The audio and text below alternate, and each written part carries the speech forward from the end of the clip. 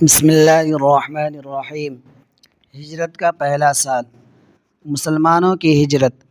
بیعت عقبہ ثانیہ کے بعد جو یہ طے ہوا کہ نبی کریم صلی اللہ علیہ وسلم یثرب یعنی مدینہ منورہ کو ہجرت کریں گے اور لوگوں کو بھی ہجرت مدینہ کا حکم دے دیا تو ہجرت کا سلسلہ شروع ہو گیا۔ لہٰذا جو شخص بھی ہجرت کر سکتا تھا اس نے مدینہ منورہ کا رخ کیا۔ قریش کی شرارت۔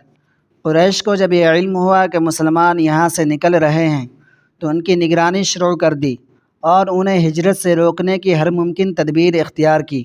کسی سے اس کا مال چھینا، کسی کے بیوی بچوں کو چھین لیا اور کسی کے پیروں میں بیڑی ڈال کر چھوڑ دیا، حتیٰ کہ بعض لوگوں کو دھوکہ دے کر راستے سے واپس لے گئے، لیکن مسلمانوں اور ہجرت کی راہ میں کوئی چیز رکاوٹ نہ بن سکی۔ یہی وجہ ہے کہ تمام مسلمانوں نے خفیہ طور پر ہجرت کی۔ قریش کی میٹنگ۔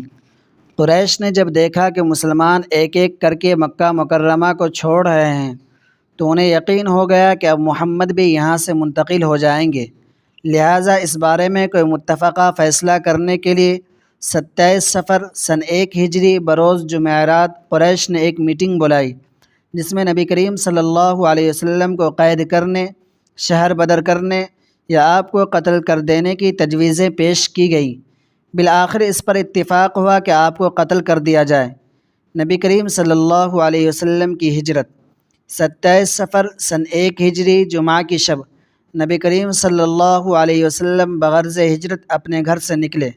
اپنے ساتھ اپنے عزیز ترین ساتھی حضرت ابو بکر کو لیا اور غار ثور میں جا کر چھپ گئے۔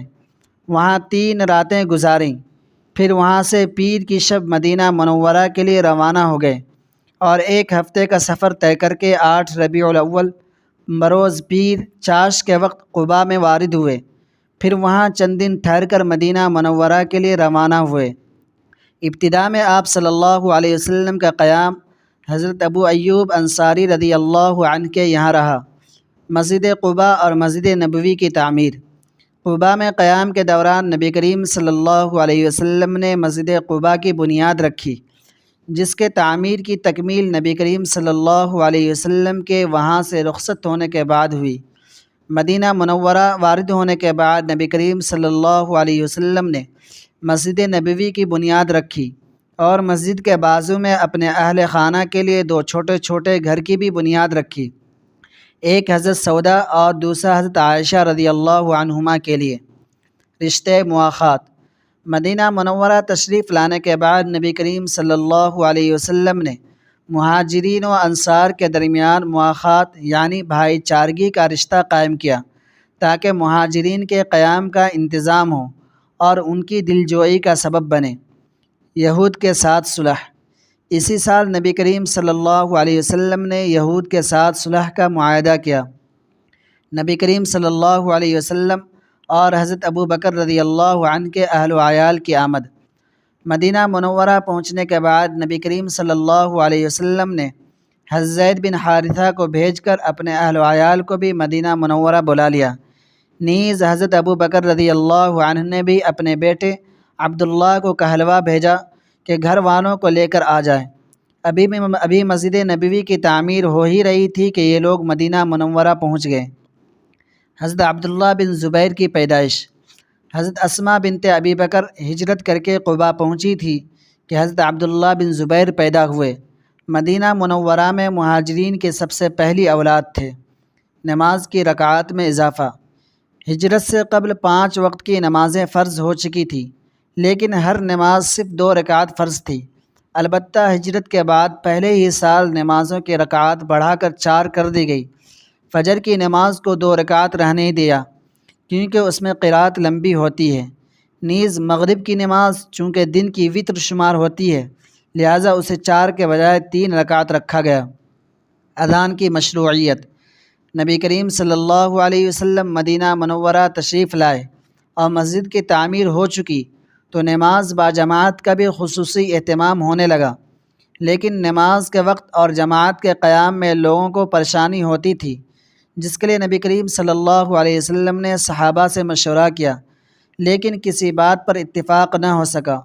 اسی شب حضرت عبداللہ بن زید بن عبد ربہ نے خواب میں اذان کا طریقہ دیکھا جب اس کا ذکر نبی کریم صلی اللہ علیہ وسلم سے کیا تو آپ نے فرمایا یہ سچا خواب ہے۔ قتال کی اجازت۔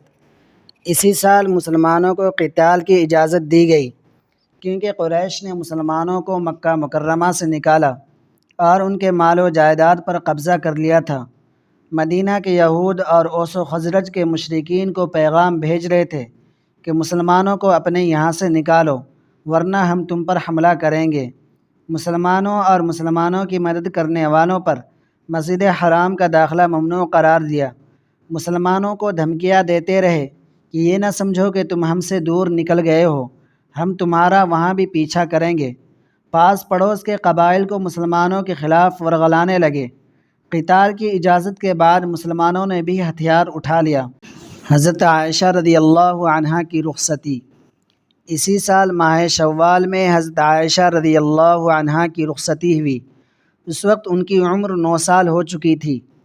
3 بزرگوں کی وفات۔ براء ابن معرور، آپ صلی اللہ علیہ وسلم کی آمد سے 1 ماہ قبل انتقال ہوا۔ آپ نے ان کی قبر پر جنازہ ادا کی۔ انہوں نے بیعت عقبہ میں سب سے پہلے گفتگو کی تھی۔ اسعد بن زرارہ، مسجد نبوی کی تعمیر کے وقت حلق میں گلٹی ظاہر ہوئی، یہی موت کا سبب بنی۔ انہوں نے سب سے پہلے نماز جمعہ قائم کی۔ تمام نقیبوں کے نقیب تھے۔ کلثوم بن ہدم، یہ ایک بڑی عمر کے بزرگ تھے۔ قباء میں نبی کریم صلی اللہ علیہ وسلم کی میزبانی کا شرف حاصل تھا۔